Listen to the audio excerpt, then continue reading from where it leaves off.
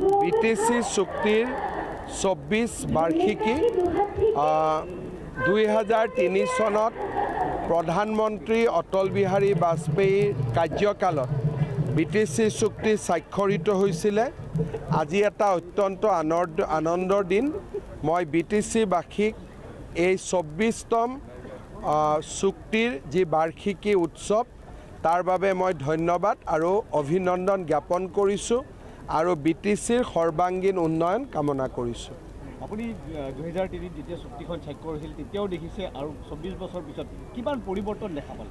2003 যেতিয়া চুক্তি স্বাক্ষৰিত হৈছিল, প্ৰথম 6 মাহখন চুক্তিৰ কাৰ্যকৰীকৰণৰ কাম হাতত লওঁতে বহুত মন্থৰ হৈছিলে।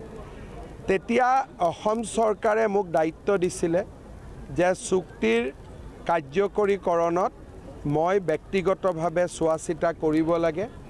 সেই সময়ত মই কোকৰাঝাৰত প্ৰায় প্ৰতি 15 দিনৰ মূৰে মূৰে আহিছিলোঁ আৰু আমি ষ্টেট গভৰ্ণমেণ্টৰ ডিপাৰ্টমেণ্টসমূহ সম্পূৰ্ণৰূপে প্ৰথম যিদিনাখন 2004 10 ফেব্ৰুৱাৰীত চুক্তিৰ প্ৰথম দিৱস উদযাপন হৈছিল তাৰ আগতে আমি হস্তান্তৰ কৰিছিলোঁ। আজি BTCত বহুত পৰিৱৰ্তন হ'ল। মই এটা সৰু উদাহৰণ দিছোঁ যে মই ছুইজাৰলেণ্ডত থাকোঁতে যেতিয়া ইয়াত এটা সাম্প্ৰদায়িক অশান্তি হৈছিলে, মই মনতে ভাবিছিলোঁ সকলো কাম বাদ দি মই ইয়ালৈ উভতি আহিব লাগিব। কিন্তু BTCৰ ৰাইজে নিজেই নিজৰ সমস্যা নিজেই সমাধান কৰিলে, মোৰ অহাৰ প্ৰয়োজনো নহ'ল। তাৰমানে আজি BTC চুক্তি স্বাক্ষৰৰ 24 বছৰ পিছত BTCৰ ৰাইজৰ মাজত একতা, সম্প্ৰীতি আৰু শক্তি ইমানেই বাঢ়িছে যে ৰাজ্য চৰকাৰৰ সহায় নোহোৱাকৈও এতিয়া BTCবাসীয়ে নিজৰ সমস্যা নিজে সমাধান কৰিব পাৰে। গতিকে মই অত্যন্ত আনন্দিত, মই গৰ্বিত। BTCৰ ইলেকশ্যনৰ সময়ত যদিও বিজেপিয়ে বহুত ভাল ফল দেখুৱাব পৰা নাছিলে, মই বহুতবোৰ প্ৰতিশ্ৰুতি দিছিলোঁ। যদি প্ৰতিশ্ৰুতি দিছোঁ তাক পূৰণ কৰিব লাগিব। হাগ্ৰামা মহিলাৰীও ইলেকশ্যনত বহুত প্ৰতিশ্ৰুতি দিছিলে।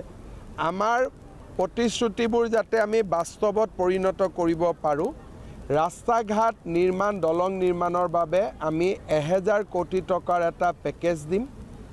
15,000 ল'ৰা ছোৱালীক আমি 2 লাখ টকাৰে আত্মসংস্থাপনৰ সুবিধা দিম। চেন্নাইত এটা বড়োলেণ্ড ভৱন নিৰ্মাণৰ বাবে আমি পুঁজি দিম আৰু বিহু, ঝুমুৰ, বাগৰুম্বা তিনিওটাকে আমি নতুন দিল্লীলৈ লৈ যাম যাতে ৰাষ্ট্ৰীয় প্ৰেক্ষাপটতো অসমৰ সংস্কৃতি জিলিকি উঠিব পাৰে।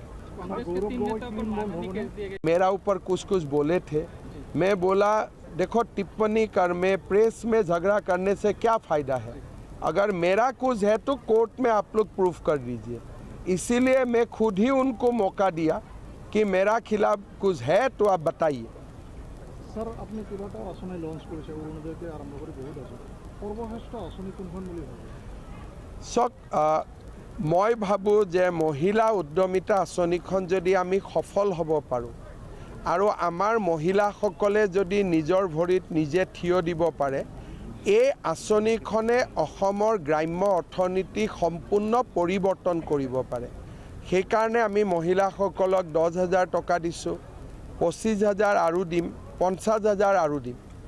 আৰু এই আঁচনিখন যদি ভাল কৰি কাৰ্যত পৰিণত হয়, অসমৰ গ্ৰাম্য অৰ্থনীতিলৈ ই বৈপ্লৱিক পৰিৱৰ্তন কঢ়িয়াই আনিব। এছআৰতো একো নাই, আই থিংক কালি পৰহি লিষ্ট ওলাই যাব। এছআৰ মানে কি? মৰা মানুহৰ নাম কটা, বিয়া হোৱা মানুহৰ নাম কটা, ইমানেই, আৰু নতুন মানুহৰ নাম সোমোৱা। চক মোৰ যিটো অসমৰ মানুহক মই যিটো কমিটমেণ্ট কৰিছিলোঁ, মোৰ কমিটমেণ্টটো মই ৰাখিলোঁ।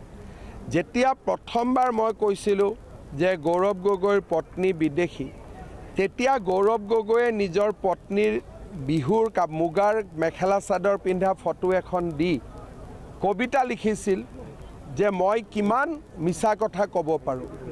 আজি মই অসমৰ ৰাইজৰ আগত প্ৰমাণ কৰি দিলোঁ যে ৰাজনীতিত হিমন্ত বিশ্ব শৰ্মাই এটা অসত্য কথা নকয়। তেওঁ যদি মোক চেলেঞ্জ নকৰিলেহেঁতেন অসত্য কথাৰে মই হয়তো ইমান দূৰলৈ নোসোমালোহেঁতেন। বাকীখিনি এতিয়া কেন্দ্ৰীয় চৰকাৰৰ দায়িত্ব, বাকীখিনি কেন্দ্ৰীয় চৰকাৰে চাব। যোৱাকালি তেওঁ প্ৰেছ কনফাৰেন্সত যিবোৰ কথা ক'লে যে ভিছা নোহোৱাকৈ তেওঁ ৰাৱালপিণ্ডিলৈকে গৈছিলে, পৰিস্থিতিটো তেওঁ নিজে আৰু অধিক বেয়া কৰি ল'লে। যিমান মই কৈছিলোঁ তাতকৈ তেওঁ নিজে বেয়া কৰি ল'লে। যেতিয়া নিজ মুখেদিয়ে তেওঁ কৈছে তেওঁ নিজেই উত্তৰ দিয়ক, কেন্দ্ৰীয় চৰকাৰে যেতিয়া তেওঁক সোধা পোছা কৰিব। Have you any got communication from Home We have not even written. I have not even signed a cabinet memorandum. Today evening I will do. Government doesn't move at that lightning speed. বিধানসভা নিৰ্বাচন seat sharing আমিতো BPFৰ লগত মিত্ৰতাৰ কথা বতৰা পাতিছোঁ, কিন্তু মই এইটোও কৈছোঁ যে সকলোৱে মিলি ইলেকশ্যন খেলিব পাৰোঁ নেকি। হাগ্ৰামা মহিলাৰী যেতিয়া এতিয়া BTCৰ নেতা, চেষ্টা কৰক। নোৱাৰিলে ইলেকশ্যন হ'ব, মিলা মিছাকৈ চবেই খেলি থাকিব আৰু নিজৰ চিম্বলতে খেলক, বেলেগৰ চিম্বলতে খেলক, কাজিয়া পেচাল নোহোৱাকৈ মিলা মিছাকৈ ইলেকশ্যন খেলিলে হ'ল। কংগ্ৰেছ একফালে থাকিব, বাকী চবেই মিলা মিছাকৈ খেলি থাকিব আৰু। স্যাৰ কিমানখন আসন পাব বুলি ভাবে? চাওক, আমি লোকসভা নিৰ্বাচনত আমি লিড কৰিছিলোঁ আৰু মই ভাবোঁ লোকসভাৰ পিছত আমাৰ পজিশ্যন এতিয়া আৰু বেছি ভাল হৈছে, বেয়া হোৱা নাই। একজেক্ট অংকটো দিব মই বেয়া পাওঁ, কিন্তু লোকসভাতে আমি 96 সিটত লিডত আছিলোঁ। হ'ব, স্যার জুবিন ক্ষেত্রে বলে বহুত আজি ধুনীয়া চাফা কৰি আছে। কাৰণ আগতে মই সোমাব ভয় লাগে, মই সোমাম আকৌ ক'ব যে মই কিয় সোমালোঁ। যিহেতু এতিয়া পৰিয়ালে অনুৰোধ কৰিলে, গতিকে লগে লগে ৰাতিয়ে কাম কৰি দিছোঁ। কিন্তু তাৰ আগলৈকে মই যদি কিবা কওঁ আকৌ মোৰ ওপৰতে জেং জেঙাই উঠে। সেইকাৰণে মই নিজে ইনিচিয়েটিভ লোৱা নাই, কিন্তু মোক যি কয় মই সেইটো কৰি দিওঁ। AICC leadership yet to comment regarding this Board of Gogoi. Comment কি আছে? তেওঁ নিজেই কৈ দিলে তেওঁ ৰাৱালপিণ্ডিত গৈছে। ইয়াত আৰু কমেণ্ট কি দিব? মই কোৱা কথাৰ কমেণ্ট দিব পাৰে, এতিয়া তেওঁ নিজে কোৱা কথাৰ কেনেকৈ কমেণ্ট দিব? তেওঁ যে ৰাৱালপিণ্ডিত গৈছে আৰু ৰাৱালপিণ্ডি পাকিস্তান আৰ্মিৰ হেডকোৱাৰ্টাৰ, এইটোতো মই কোৱা নাছিলোঁ, মইতো নাজানিছিলোঁৱে, তেওঁহে কৈছে। গতিকে তেওঁ কোৱা কথাৰ ওপৰতে আপুনি কি টিপ্পনী দিব? এইটো তেওঁৱে কৈছে, এইটো স্বীকাৰোক্তি টাইপ হৈ গ'ল। হ'ব।